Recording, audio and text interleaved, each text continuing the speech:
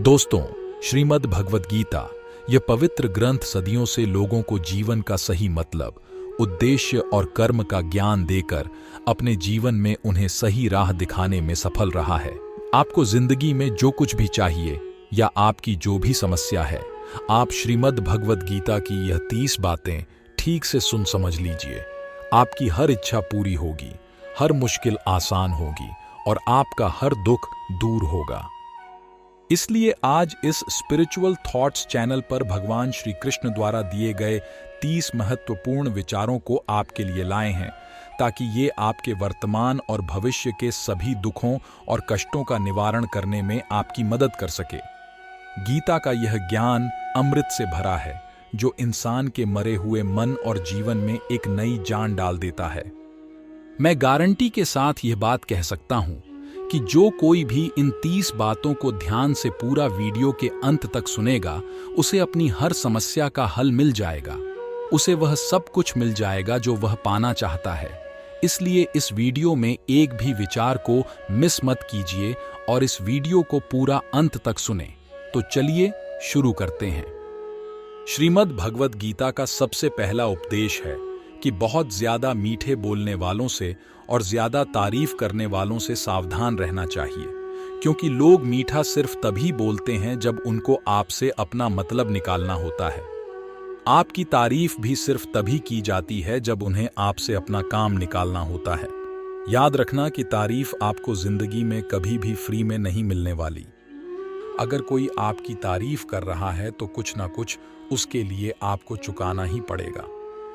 इसीलिए जो बहुत ज्यादा मीठा बोलते हैं या जो आपकी तारीफ करते हैं, उनसे जरा सावधान रहना चाहिए। श्रीमद् भगवद गीता का दूसरा उपदेश यह है कि आंखों से सच दिखने वाली बात पर भी एकदम से जल्दी भरोसा नहीं करना चाहिए। ऐसी बहुत कहानियां आपने सुनी होंगी कि कई बार आंखों से दिखने वाली बात भी सच नहीं होती है। इसीलिए भरोसा करने में अभी भी जल्दबाजी मत करना। श्रीमद् भगवद गीता का तीसरा उपदेश यह है कि हल्की आशा से कर्म करने वाले मनुष्य का मन कभी शांत व संतुष्ट नहीं रहेगा, क्योंकि उसकी लालसा हर नए शिखर पर पहुंचती ही रहेगी। ऐसे में उसका मन कभी संतुष्टि का आनंद नहीं भोग पाएगा। जो व्यक्ति फल की अभिलाषा हेतु कर्म करता है, फिर जब उसे उम्मीदों के अनुसार फल प्राप्ति नहीं हो पाती है, तो वह निराश और दुखी हो जाता है। भगवान श्री कृष्ण अर्जुन से कहते हैं, तुम स्वयं को मुझ में समर्पित कर दो, ईश्वर पर भरोसा रखो और निस्वार्थ, निश्चल, निष्पाप और निष्पक्ष होकर बिना फल की अभिलाषा के कर्म करते जाओ। तुम्हारा जीवन सुख और संतुष्टि से भर जाएगा। देखना, दुख कभी तुम्हें छू नहीं पाएगा और मोक्ष की प्राप्ति हो जाएगी। बार बार जन्म लेने वाले अनंत इच्छाएं मनुष्य को अपनी इंद्रियों का गुलाम बना देती हैं। जब हम दूसरों की चुगली करते हैं तो हमें उसके भाग्य में मिलने वाले दुखों और कष्टों को भी भोगना पड़ जाता है। किसी के प्रति बुरी भावना रखना, बुरा सोचना, ईर्ष्या करना, बुरा बोलना, अपने धर्म और कर्तव्य का पालन ना करने वाले कभी मोक्ष प्राप्त नहीं कर सकते। कर्म अच्छा हुआ तो फल अवश्य मिलेगा और कर्म बुरा हुआ तो दंड भी अवश्य मिलेगा। मैं भूत का, वर्तमान और भविष्य में होने वाली प्रत्येक घटना के हर परिणाम को देख सकता हूं। इसीलिए परिणाम की चिंता छोड़कर अपने कर्म को निरंतर करते रहो। कर्म अच्छा हो या बुरा, वे तब तक पीछा नहीं छोड़ता जब तक वह कर्म करने वाले को फल की प्राप्ति नहीं हो जाती। यानी जब तक कर्म करने वाला अपने कर्म के परिणामों को पूर्ण रूप से भोग ना ले। समय से पहले और भाग्य से अधिक कभी कुछ उसको नहीं मिल पाता। सामान्य मनुष्य सदैव सर्वश्रेष्ठ मनुष्यों को देखकर उन्हीं के आदर्शों पर चलकर उन्हीं के जैसा बनने का प्रयास करते हैं। संसार तुम्हें वैसा ही देखेगा जिस मानसिक दृष्टि से तुम संसार को देखते हो। बुरी आदतें, बुरी चीजें और बाहरी सुंदरता के प्रति मनुष्य तब आकर्षित होता है जब वह अपनी इंद्रियों का गुलाम हो जाता है। जिस प्रकार जलते हुए छोटे से दिए की रोशनी से प्रचंड अंधकार भी समाप्त हो जाता है, उसी प्रकार जब आप मन में मौजूद अज्ञानता से भरे अंधकार रूपी कमरे में सकारात्मक सोच का तेल डालकर ज्ञान का प्रकाश उजागर करेंगे, तो अज्ञानता रूपी समक्ष अंधकार स्वतः ही समाप्त हो जाता है। श्रीमद् भगवद गीता का चौथा उपदेश यह है कि लोगों में अपना सहारा ढूंढना छोड़ दो। सबसे बड़ी आपके मन की यही कमजोरी होती है कि आप दूसरों में सहारा ढूंढते हैं, और यही चीज आपको कमजोर बनाती है। यही चीज आपका खुद पर विश्वास खत्म कर देती है। जो लोग सोचते हैं ना कि यह तो मेरा सहारा है, यह तो मुश्किल वक्त में मुझे काम आएगा, वही लोग मुश्किल वक्त में सबसे ज्यादा दुखी और अकेले पड़ जाते हैं। आप सिर्फ ईश्वर को अपना सहारा बनाओ। देखना, जब भी कोई मुश्किल आएगी ना, वह किसी ना किसी को आपकी मदद के लिए भेज ही देंगे। दुनिया को सहारा मत बनाओ। जो खुद अपने लिए सहारा ढूंढ रहे हैं, वह आपका सहारा कैसे बनेंगे? तो अपना सहारा दुनिया को नहीं, ईश्वर को बनाना चाहिए। गीता की 5वीं शिक्षा यह है कि क्रोध मनुष्य का सर्वनाश कर देता है। क्रोधी इंसान का कोई मित्र ही नहीं होता। हर इंसान उससे दूर भागता है। उसके सारे रिश्ते समाप्त हो जाते हैं। जो इंसान अपनी क्रोध को नहीं संभाल सकता, वह जिंदगी में कुछ भी संभाल नहीं सकता। श्रीमद् भगवद गीता का छठा उपदेश यह है कि ईश्वर पर भरोसा रखकर दिल से उन्हें याद करोगे तो वह अवश्य किसी न किसी रूप में आकर आपकी मदद जरूर करेंगे। ईश्वर आपकी सुनता है या नहीं, यह आपके श्रद्धा, विश्वास और आस्था पर निर्भर करता है। किसी का भला करके कभी एहसान न जताएं, अन्यथा वह कर्म शून्य के समान हो जाता है और मिलने वाला यश बेकार हो जाता है। यह सोचकर के कभी अभिमान नहीं करना चाहिए कि हमने तो कितने लोगों या जीवों की मदद की है, क्योंकि करने वाला तो स्वयं ईश्वर होता है। आप तो मात्र एक जरिया है, कठपुतली है। क्रोध करना व्यर्थ है। यदि क्रोध में आकर आप प्रतिक्रिया दे रहे हैं तो इसका अर्थ है आपको ईश्वर के बनाए कानून यानी कि कर्म पर भरोसा ही नहीं है। मन के शंकाओं को कभी जन्म ना दो। यह शंकाएं मन में गलत फहमियां के पहाड़ बना देती हैं, जिससे जीवन का सुख चयन छीन जाता है। यदि कोई आपके साथ बुरा करता है तो कर्म और समय उसका हिसाब खुद ही कर देगा। उपकार के बजाय परोपकार करें और चिंता की बजाय चिंतन करें। मन को सदैव नियंत्रित करके चले, अन्यथा यह मन आपका सबसे बड़ा शत्रु बनकर आपसे बुरे कर्म करवा सकता है। ज्ञान सदैव बुद्धि से उत्तम व श्रेष्ठ होनी चाहिए। इसलिए ज्ञान अर्जित करते रहे और बांटते रहे ताकि दूसरों का जीवन संवर जाए। जो व्यक्ति फल की आशा हेतु कर्म करता है, वह कर्म से ही बंकर रह जाता है।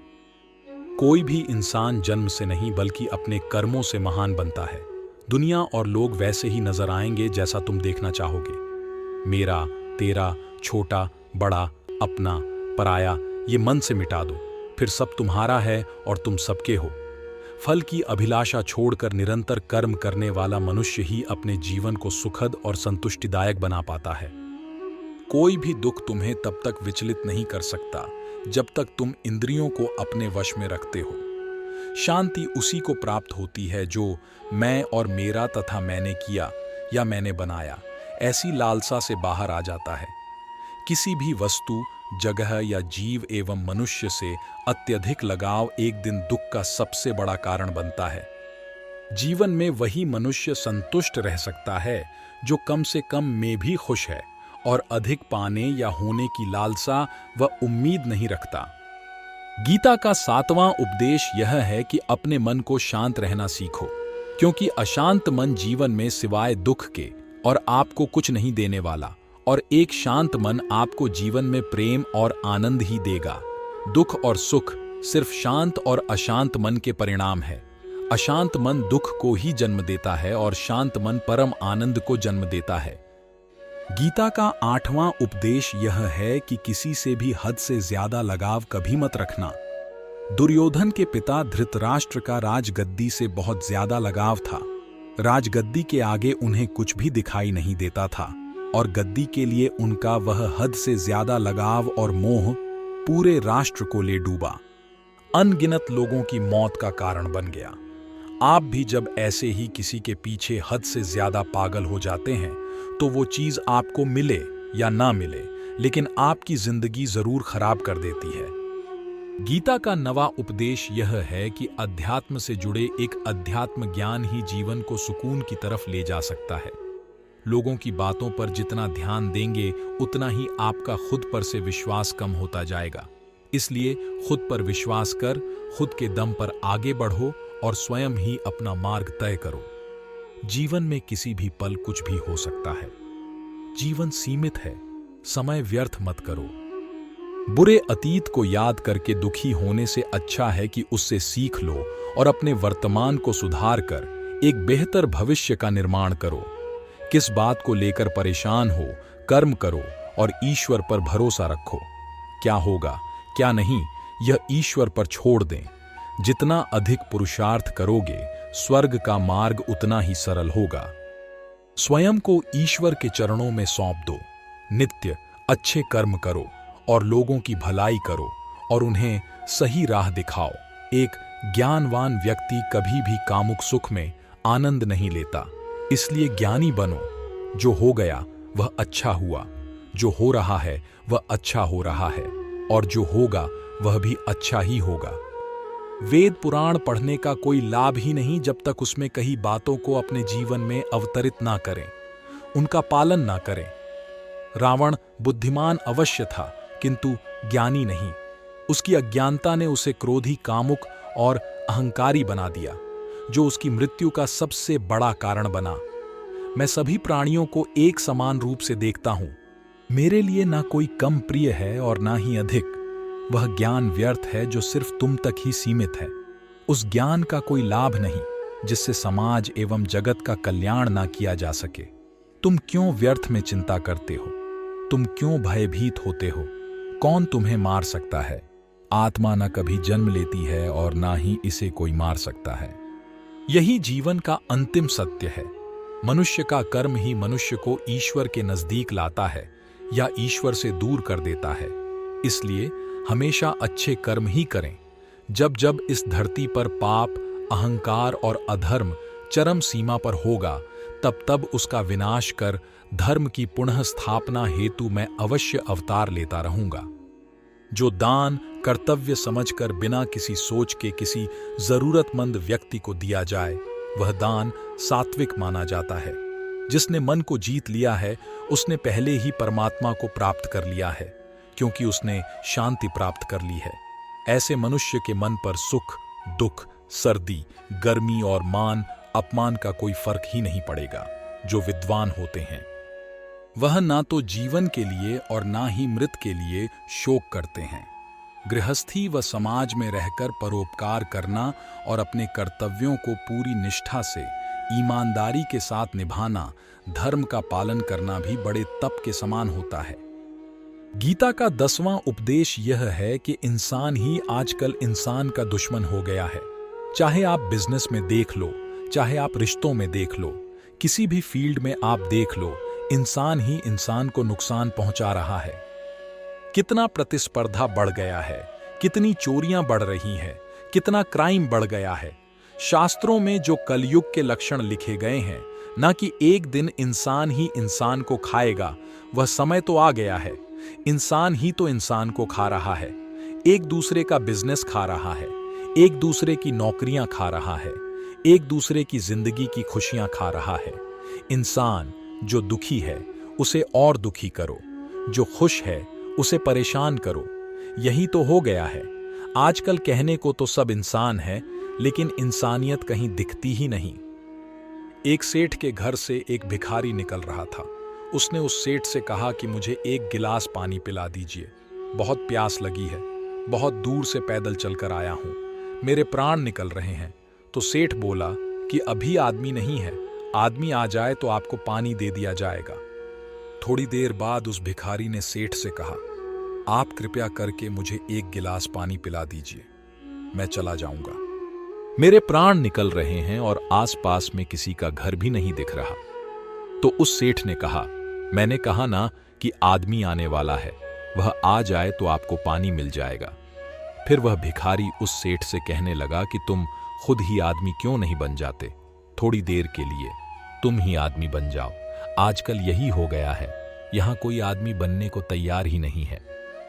बस लोग एक दूसरे को नोचने में लगे हैं, एक दूसरे का फायदा उठाने में लगे हैं। इसीलिए ही कलयुग को मतलबी युग कहा जाता है कि लोग सिर्फ और सिर्फ एक दूसरे से अपने मतलब से ही जुड़े हुए हैं।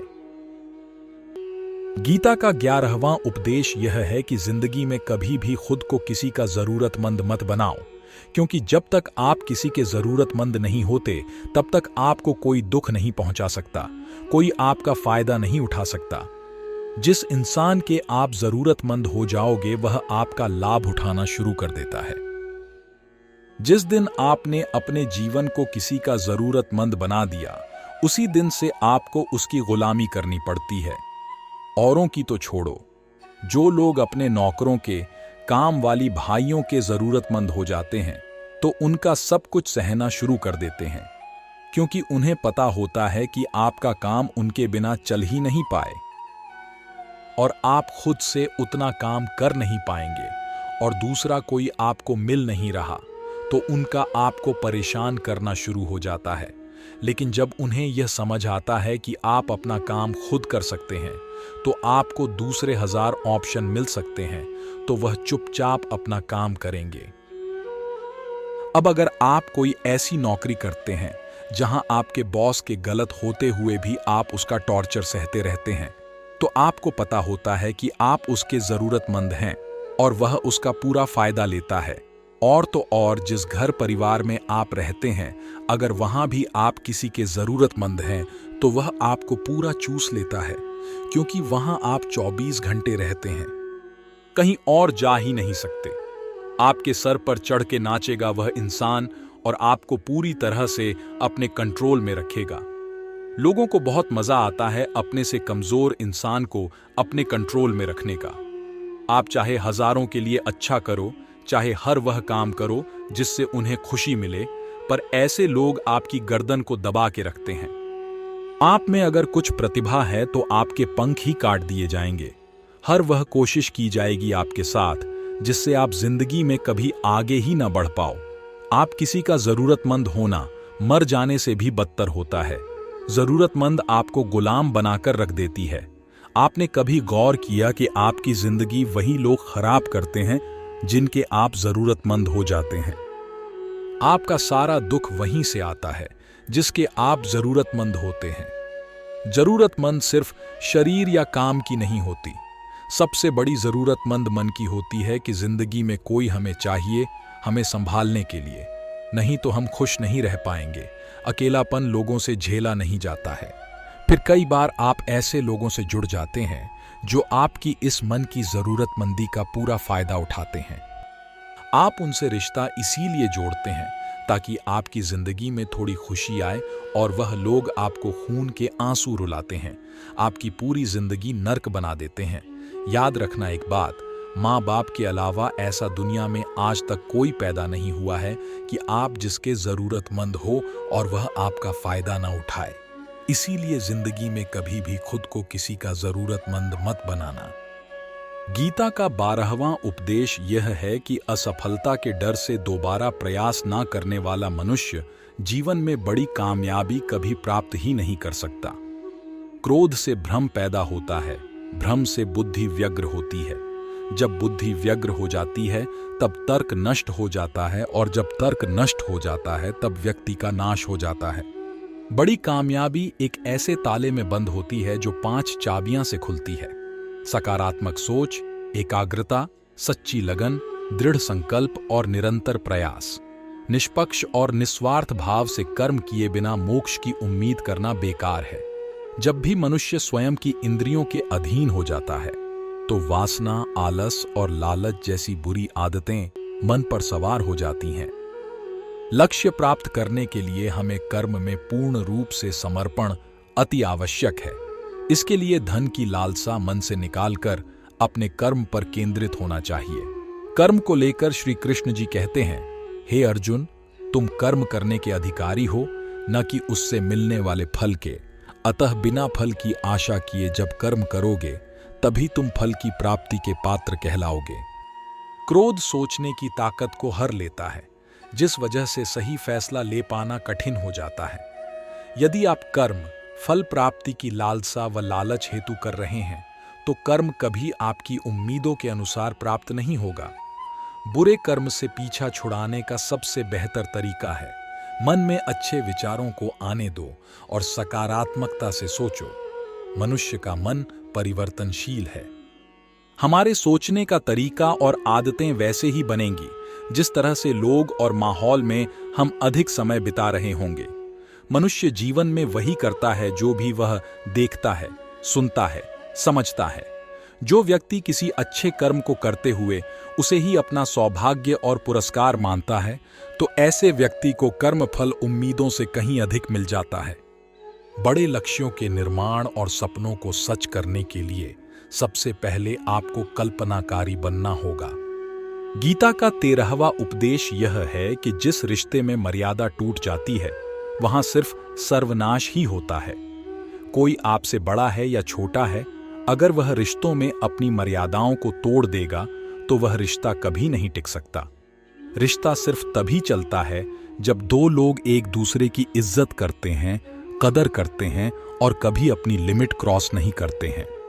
जिस रिश्ते में कोई लिमिट नहीं है, एक दूसरे की इज्जत नहीं है, वह रिश्ता आज नहीं तो कल खत्म हो ही जाता है। गीता का 14वां उपदेश यह है कि जो आपके मुंह पर अपनापन दिखाए, आपकी पीठ पीछे आपको नुकसान पहुंचाए, ऐसे लोगों से दूर ही रहना। चाणक्य ने कहा है कि ऐसे लोग उस घड़े की तरह होते हैं जिसके मुंह में तो अमृत लगा है लेकिन जिसके भीतर जहर भरा हुआ होता है।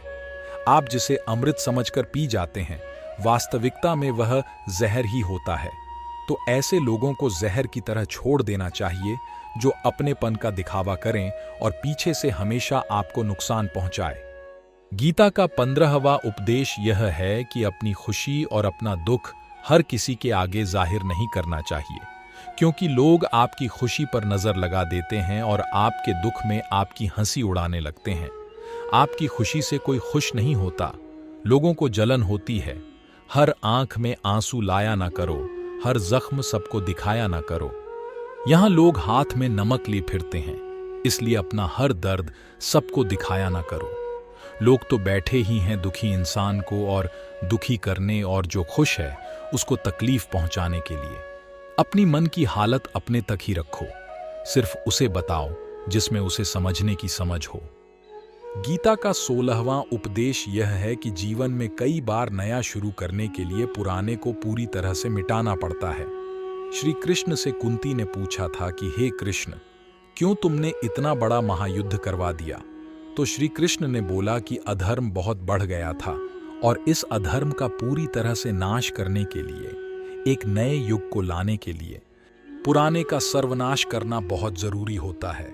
जब कोई महल पूरी तरह से भंगार हो जाती है, बहुत पुरानी हो जाती है, तो उसे पूरी तरह से तोड़कर फिर से नव निर्माण होता है। ऐसे ही आपके जीवन में भी आपको कुछ नया करना है तो पुराने को पूरी तरह से मिटाना होगा। गीता का 17वां उपदेश यह है कि जब भी जिंदगी में खुद को अकेला महसूस करो, तब इस सच्चाई को ठीक से समझ लेना कि आप दुनिया में अकेले ही आए थे और अकेले ही जाओगे। वास्तविकता में यहाँ कोई आपका अपना नहीं है। एक दिन तो जो माँ बाप हमें जन्म देते हैं वह भी हमें अकेला छोड़ के चले जाते हैं, तो औरों से तो उम्मीद ही क्या करना। यदि कोई आपका साथ छोड़ दे तो याद रखना कि वह ईश्वर सदा आपके साथ है, वह कभी आपका साथ नहीं छोड़ता। गीता में श्री कृष्ण ने अर्जुन से कहा कि चाहे कोई मनुष्य मुझे माने या ना माने, लेकिन मैं इंसान का साथ कभी नहीं छोड़ता, क्योंकि यह सब मेरी ही संतानें हैं। इंसान को ईश्वर का ही अंश कहा गया है, इसलिए मनुष्य को ईश्वर की संतान कहा जाता है। इसीलिए आपको अकेलेपन से कभी दुखी नहीं होना चाहिए, कभी डरना नहीं चाहिए, बल्कि किसी गलत इंसान के साथ रहने से डरना चाहिए। एक कहावत है कि something is better than nothing, यानी कुछ होना कुछ नहीं होने से कुछ गुना बेहतर है। लेकिन एक और कहावत है कि nothing is better than nonsense. In nonsense लोगों के साथ रहने से अच्छा है आप अकेले ही रहो। इसीलिए गीता का यह उपदेश हर इंसान के लिए बहुत जरूरी है जो खुद को अकेला समझकर दुखी हो जाते हैं। इसीलिए अकेलेपन से डरना, दुखी होना छोड़ दो, क्योंकि यहां कोई किसी का नहीं होता।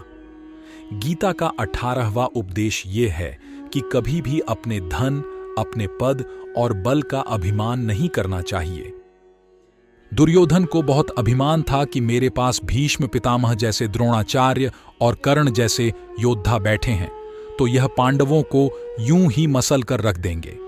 अपने धन का अभिमान था, अपने पद और शक्ति का अभिमान था, लेकिन वह अभिमान ही एक दिन उसके सर्वनाश का कारण बना। जो लोग अपने पैसे के अहंकार में या शक्ति के अहंकार में दूसरों को नीचा दिखाते हैं, दूसरों को चोट पहुंचाते हैं, एक दिन उनकी वही गलती उनका सर्वनाश कर देती है। इसलिए जीवन में आप चाहे कितने भी सफल हो जाएं, कितने भी बड़े इंसान हो जाएं, लेकिन उसका अभिमान दूसरों को कभी मत दिखाना। गीता का 19वां उपदेश यह है कि श्री कृष्ण अर्जुन से कहते हैं कि हे अर्जुन, मृत्यु जीवन का अटल सत्य है, जिसे कुछ समय के लिए टाला तो जा सकता है, किंतु झूठा साबित नहीं किया जा सकता। और यह शरीर तो किराए के घर की भांति है, जहां हम कुछ समय के मेहमान हैं। शरीर नश्वर है, किंतु आत्मा अमर है। जो होना है उसे कोई टाल नहीं सकता, और जो होना ही नहीं है उसके बारे में शोक व चिंता करके स्वयं की परेशानियां बढ़ाने के ही समान है। जो भी जन्म लेता है उसकी मृत्यु निश्चित है, और मरने वाले का जन्म निश्चित है। इसलिए जो अटल है उसके विषय में तुमको शोक नहीं करना चाहिए। सच्चाई से कभी दूर नहीं भागा जा सकता है, इसलिए सत्य को स्वीकार कर लेने में ही हमारी समझदारी है। झूठ को जानबूझकर सत्य मानकर जीना ही बहुत बड़ी गलतफहमी कहलाती है। स्वयं की व्यक्तिगत सोच गलत फहमियां को भी जन्म दे सकती है, इसलिए स्वयं की व्यक्तिगत सोच को दूसरों पर कभी नहीं थोपना चाहिए। वासना, क्रोध और लालच, यह नरक के 3 द्वार होते हैं। बिना मोक्ष के जन्म मरण के चक्र से छुटकारा नहीं पाया जा सकता। जिस प्रकार अग्नि सोने को परखती है, उसी प्रकार संकट वीर पुरुषों को परखता है। मनुष्य का सबसे बड़ा और सबसे पहला शत्रु या मित्र उसका मन ही होता है। एक और, हद से अधिक इच्छाएं जीवन का सुकून छीन लेती हैं। बिना किसी पुरुषार्थ के आप अच्छे फल व सकारात्मक परिणाम की कामना ही नहीं कर सकते। यदि आप धर्म के मार्ग पर चलते हैं तो परिणाम की चिंता के बिना अपने धर्म का निडरता से पालन करें। गीता का 20वां उपदेश यह है कि जहां आपके लिए प्रेम और इज्जत नहीं है, वहां कभी मत जाओ। महाभारत का युद्ध शुरू होने से पहले श्री कृष्ण हस्तिनापुर गए थे, पांडवों की तरफ से शांति प्रस्ताव लेकर के। तब शकुनी ने दुर्योधन से कहा, यह कृष्ण बड़ा मायावी है, अगर यह हमारे पक्ष में आ जाए तो समझ लो पांडव हार ही गए। तो इसकी सेवा कर कर इसको अपने घर आने का निमंत्रण भेजो, इसे खुश करो। जब श्री कृष्ण हस्तिनापुर पहुंचे तो दुर्योधन ने उन्हें अपने घर आने के लिए कहा और श्री कृष्ण से कहा, आप मेरे घर में रहिए, मेरा आतिथ्य स्वीकार कीजिए, मेरे घर में भोजन कीजिए। तो श्री कृष्ण ने दुर्योधन से कहा कि दुर्योधन, इंसान को किसी के घर तभी भोजन करना चाहिए, तभी जाना चाहिए, या तो उसे बहुत प्रेम हो, या तो हमारे जीवन में कोई बहुत बड़ी आपत्ति आ गई हो। ना तो मेरी जिंदगी में कोई आपत्ति आई है और ना ही तुम्हारा मुझसे कोई प्रेम है, तो तुम्हारे घर तो मैं कभी नहीं आऊंगा। तुम मुझे अपने घर बुला रहे हो सिर्फ और सिर्फ अपना मतलब पूरा करने के लिए, और मतलबी लोगों के घर कभी नहीं जाना चाहिए। इसीलिए इससे हमको यह शिक्षा मिलती है कि जिसके दिल में आपके लिए प्रेम नहीं है, इज्जत नहीं है, वहां आपको कभी नहीं रहना चाहिए। आपको सिर्फ उसी जगह रहना चाहिए जहां आपकी कदर हो, आपको इज्जत मिले और जहां आपको प्रेम मिले। गीता का 21वां उपदेश यह है कि मूर्ख और दुष्ट लोगों को कभी ज्ञान नहीं देना चाहिए। इससे उनके अहंकार को चोट लगती है और वह आपके लिए मन में वैर भाव लेकर बैठ जाते हैं और वक्त आने पर आपको ही नुकसान पहुंचाते हैं। मनुष्य जीवन बहुत दुर्लभ है, इसे व्यर्थ ना जाने दो। जीवन में ऐसे कर्म करो जो आने वाले मानव जाति के लिए प्रेरणा स्रोत बन सके। श्री कृष्ण अर्जुन से कहते हैं कि हे अर्जुन, जो जीवन के मूल्य को जानता हो वह मनुष्य अपने जीवन का मूल्य निर्धारित कर जीवन को एक बड़ा लक्ष्य प्रदान कर पाता है। स्वयं के लिए सर्वश्रेष्ठ बने। आपका मूल्य समझकर दुनिया एक दिन आपका सम्मान करेगी। जीवन ना तो भविष्य में है ना अतीत में, जीवन तो इसी क्षण में है। इसलिए वर्तमान को खुश होकर जियो। श्री कृष्ण अर्जुन से कहते हैं कि हे अर्जुन, तुम्हारे तथा मेरे अनेक जन्म हो चुके हैं। मुझे तो वह सब जन्म याद है, लेकिन तुम्हें नहीं। खुद को जीवन के योग्य बनाना ही सफलता और सुख का एकमात्र मार्ग है। ईश्वर आपके जीवन को सुधारने, संवारने हेतु अनेक कर्म करने के मौके देता है, किंतु मनुष्य अपनी इंद्रियों के अधीन रहकर उन मौकों का सही लाभ नहीं उठा पाता है। अच्छे कर्म करने के मौके कभी न छोड़े। कर्म करो फल की लालसा छोड़कर। कर्म करने वाला मनुष्य ही अपने जीवन को सफल बना पाता है। बुरे कर्मों के बाद जिंदगी भर कितने भी अच्छे कर्म कर लो, किंतु बुरे कर्मों का फल अवश्य ही मिलकर रहेगा। श्री कृष्ण अर्जुन से कहते हैं, हे अर्जुन, एक सच्चा योगी अपने कर्म फल की इच्छा किए बिना कर्म को धर्म समझकर पूरी निष्ठा से करता है। जो मनुष्य ना तो कर्म फल की इच्छा करता है और ना ही कर्म फलों से घृणा करता है, वह सन्यासी जाना जाता है। जीवन में किसी भी मुकाम को प्राप्त किया जा सकता है जब मनुष्य अपने मन पर नियंत्रण और खुद पर विश्वास रखकर आगे बढ़े, तो निर्बलता अवश्य ईश्वर देता है, किंतु मर्यादा मनुष्य का मन ही निर्मित करता है। गीता का 22वां उपदेश यह है कि आप चाहे कितने भी अच्छे हों, लेकिन अगर बुरे लोगों के साथ रहोगे तो आपका भी वही हाल होगा जो बुरे लोगों का होता है। भीष्म पितामह एक ब्रह्मचारी थे, धर्मात्मा थे, लेकिन वह अधर्म के पक्ष में खड़े हो गए। द्रोणाचार्य भी एक ब्राह्मण थे, लेकिन वह अधर्म के पक्ष में खड़े हो गए, तो अंत में उनका वही हाल हुआ जो एक अधर्मी इंसान का होता है। उनको मृत्यु के समय भयानक पीड़ा का सामना करना पड़ा। इसीलिए गलत संग में कभी नहीं रहना चाहिए, क्योंकि कई बार आपको उनके संग में रहने की वजह से उनके ही कर्मों की सजा मिलने लगती है। फिर आपको समझ नहीं आता कि मैंने तो कुछ किया भी नहीं, मैं तो खाली उनके साथ रहता हूं, मुझे दुख क्यों मिला। बुरे लोगों का संग आपकी जिंदगी में कभी खुशी नहीं लाएगा, इसलिए हमेशा अच्छे संग में रहना चाहिए। गीता का 23वां उपदेश ये है कि जो दूसरों के साथ छल करता है उसका अंत बहुत बुरा होता है। दुर्योधन का मामा शकुनी और दुर्योधन ने पांडवों के साथ जीवन भर छल किया, पथ पथ पर उन्हें धोखा दिया, कभी ईमानदारी से उनके साथ नहीं चला, और उसका परिणाम दुर्योधन को यह मिला कि उनके दल का हर एक बड़ा योद्धा छल के द्वारा ही मारा गया, क्योंकि दुर्योधन ने जैसा कर्म किया था उसको वैसा ही फल मिला। जीवन भर उसने छल किया, तो अंत में उसकी खुद की मृत्यु भी एक छल से ही हुई थी। इसीलिए कोई अगर खुद को बहुत ज्यादा चालाक समझता है कि दूसरे को धोखा दे दिया, दूसरे को बेवकूफ बना दिया, एक दिन कोई आएगा उसकी जिंदगी में भी जो उसको ही धोखा देगा, क्योंकि कर्मा सबके चेहरे याद रखता है। जो जैसा कर्म करता है उसको वैसा फल जरूर मिलता है। गीता का 24वां उपदेश यह है कि जीवन में जब भी कोई मुश्किल आए तो हिम्मत मत हारो, बस थोड़ा धीरज रखो। जो लोग मुश्किल वक्त में खुद को थोड़ा संभाल कर धीरज रखते हैं, वह हर मुश्किल को आसानी से पार कर जाते हैं। एक राजा अपने गुरुजी के पास गया और उसने गुरुजी से जाकर बोला कि वैसे तो राज्य में हर प्रकार की खुशहाली है, पर वक्त का कोई भरोसा नहीं है। अगर कभी जिंदगी में कोई मुश्किल वक्त आए, कोई बुरा वक्त आए, तो उस वक्त के लिए मुझे कोई मंत्र दीजिए, कोई शिक्षा दीजिए, कोई उपदेश दीजिए कि उस बुरे वक्त से कैसे बाहर निकलना है।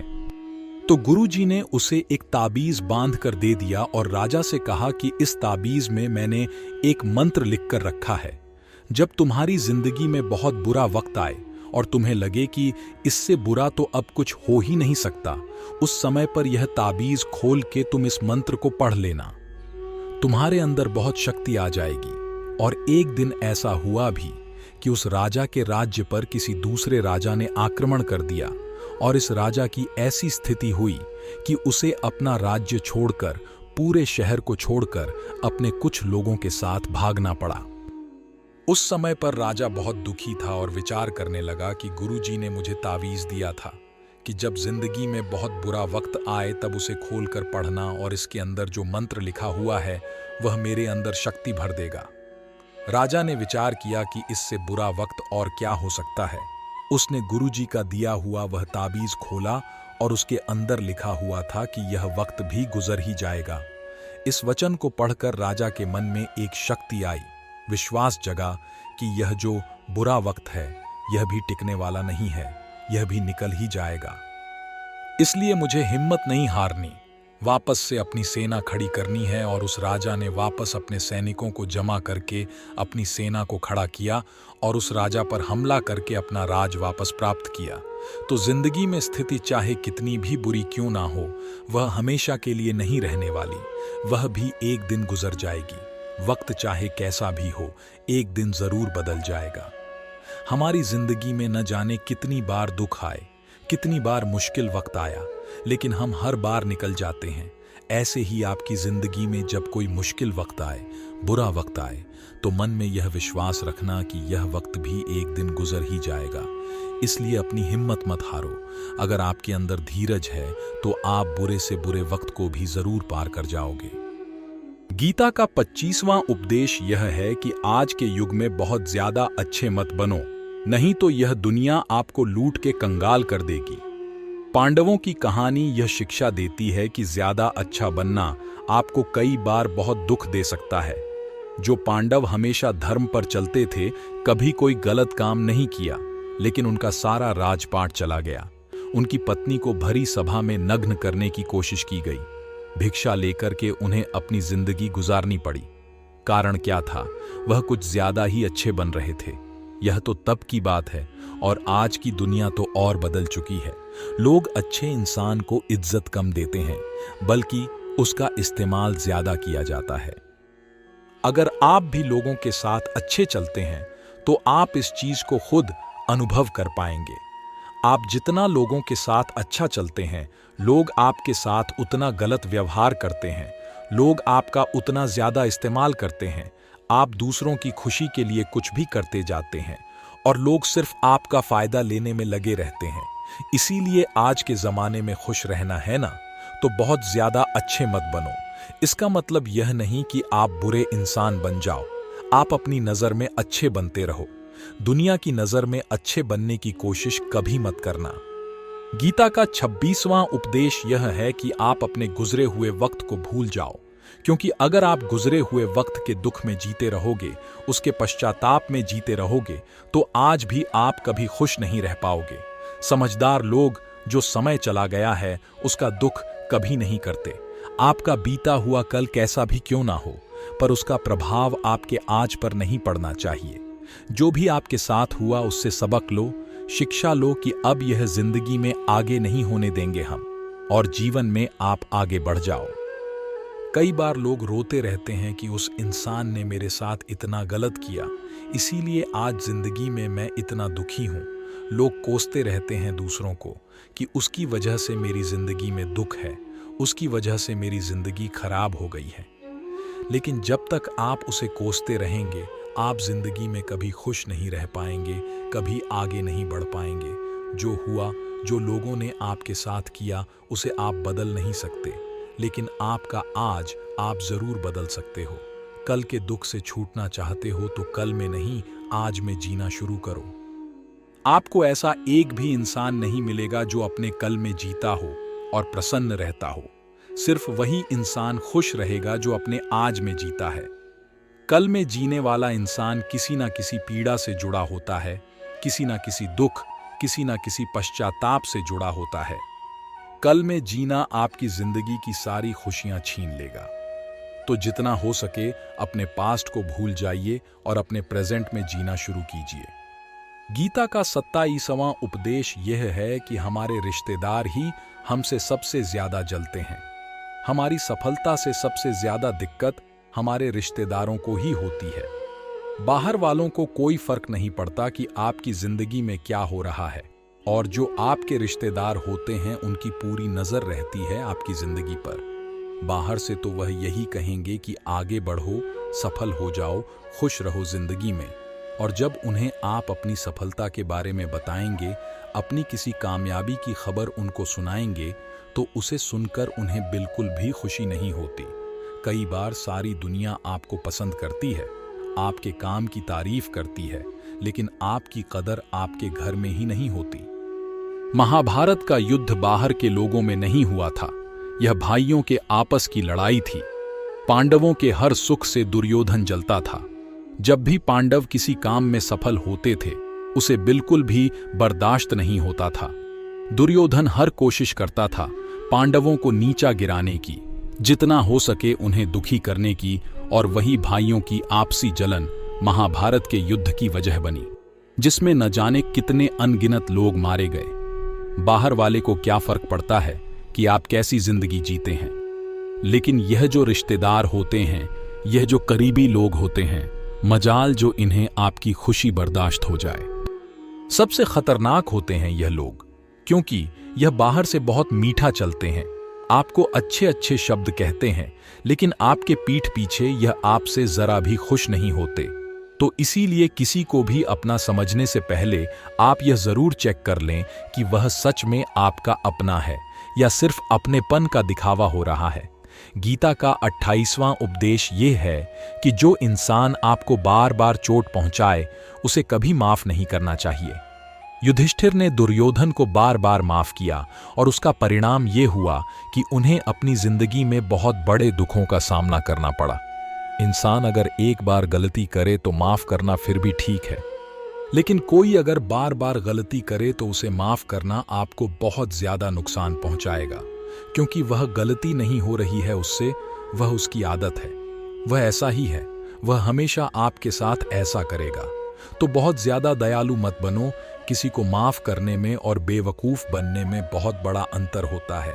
किसी को अगर एक बार आप माफ भी कर रहे हो तो उस इंसान से आप जरूर सावधान रहना।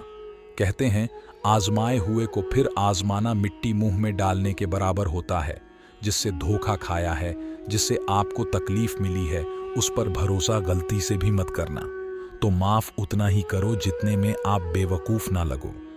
गीता का 29वां उपदेश यह है कि जब कोई आपके साथ धोखा या छल करे तो उसको कोसना या दुखी होना छोड़ दो, बल्कि उससे शिक्षा लो कि लोग असलियत में वैसे नहीं होते जैसा आप उन्हें समझ लेते हैं। यहां पर लोग अपने मुंह पर मुखौटा लगाकर घूमते हैं। यहां हर इंसान खुद को अच्छा दिखाने की कोशिश करता है, अच्छा बनने की कोशिश कोई नहीं करता। आप किसी के साथ थोड़ा गलत व्यवहार करके तो देखो, उसका असली रंग सामने आ जाएगा। या फिर जब आपकी जिंदगी में कुछ मुश्किल वक्त आएगा तो भी आपको उसका असली रंग देखने को मिल जाएगा। इसीलिए किसी पर भी जल्दी भरोसा नहीं करना चाहिए। किसी से भी इतनी उम्मीद नहीं लगानी चाहिए कि बाद में हमारा दिल ही टूट जाए, क्योंकि दुनिया के लोग ना कभी किसी के हुए हैं और ना कभी किसी के होंगे। अपना दिल उस ईश्वर को समर्पित कर दो, फिर देखना आपका दिल कोई नहीं दुखा पाएगा। श्री कृष्ण ने अर्जुन से गीता के 12वें अध्याय भक्ति योग में कहा है कि हे अर्जुन, अपना मन, अपनी बुद्धि, अपना दिल सिर्फ उसमें लगा दे, फिर देखना तेरा दिल कोई नहीं दुखा पाएगा, कोई तेरा दिल नहीं तोड़ पाएगा। याद रखना, इस दुनिया में आप जिससे भी सबसे ज्यादा दिल लगाओगे, सबसे ज्यादा दुख भी आपको वही इंसान देगा।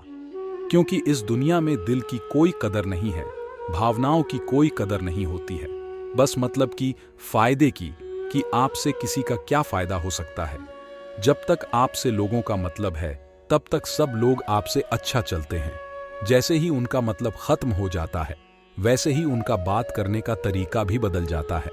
इसीलिए जब आप किसी से नया नया मिलते हैं तो उस पर यकीन मत करिए, वह सिर्फ एक मुखौटा है, आपको दिखाने के लिए, आपको फंसाने के लिए। अब यह आप पर निर्भर करता है कि आप उसमें फंसते हैं या अपनी समझ से काम लेते हैं। गीता का 30वां उपदेश यह है कि डर धारण करने से भविष्य के दुख का निवारण नहीं होता है। डर से चिंताएं तो बढ़ती हैं, जो मन का सुख, चयन सभी छीन लेती है। किसका डर है तुम्हें? कौन तुम्हें मार सकता है? तुम शरीर नहीं हो, शरीर तो तुम्हारा मात्र एक साधन है अपने कर्मों को सिद्ध करने का। तुम एक आत्मा हो जो कि अमर है। तुम युगों से अनेकों शरीर धारण करते आए हो, अब मानव शरीर तुम्हें प्राप्त हुआ अपने कर्म को सिद्ध करके। जीवन का मात्र उद्देश्य परोपकार करना है, जरूरतमंद की निस्वार्थ मदद करना है। जो व्यक्ति निरंतर और अविचल भाव से भगवान के रूप में मेरा स्मरण करता है वह मुझको अवश्य ही पा लेता है। कोई व्यक्ति मेरे अस्तित्व को नकारे, उससे मुझे कोई फर्क नहीं पड़ता है। बस वह मनुष्य दिल का साफ और कर्म का नेक, ईमानदार और भला मनुष्य होना चाहिए। मैं श्रद्धा भाव का भूखा हूं। अगर कोई प्रेम और भक्ति के साथ मुझे पत्र, फूल, फल या जल प्रदान करता है तो मैं उसे स्वीकार करता हूं, अन्यथा 56 भोग भी मेरे लिए तुच्छ है। निस्वार्थ भाव से किसी की मदद करना, सेवा समझकर दान पुण्य करना, निष्पक्ष होकर निर्णय करना, कर्म करना, यह तमाम कर्म मेरी भक्ति करने के समान ही है। ऐसे मनुष्य मुझे अति प्रिय होते हैं। प्रेम उसी से करो जो आपके प्रेम के लायक हो, जिसे आपके प्रेम की कदर नहीं। उससे जितना दूर रहो उतना अच्छा होता है। आजकल लोग कहते हैं कि सबसे ज्यादा पीड़ा प्रेम देता है। लोगों ने प्रेम जैसी पवित्र चीज को गंदा कर दिया है, जार बना दिया है। सबसे ज्यादा लोग एक दूसरे को प्रेम और भरोसे के नाम पर ही लूटते हैं। अगर आपका किसी से प्रेम नहीं है तो वह आपकी भावनाओं को चोट पहुंचा ही नहीं सकता। संबंध चाहे जो भी हो, हद से ज्यादा किसी से प्रेम करोगे और अगर वह उसके लायक नहीं तो सिवाय दुख के और कुछ नहीं मिलेगा। वास्तविकता में प्रेम पीड़ा नहीं देता, बल्कि ऐसे इंसान से प्रेम करना पीड़ा देता है जिसे आपके प्रेम की कद्र नहीं है। तो प्रेम सिर्फ उसी इंसान से करो जिसे आपके प्रेम की कदर है।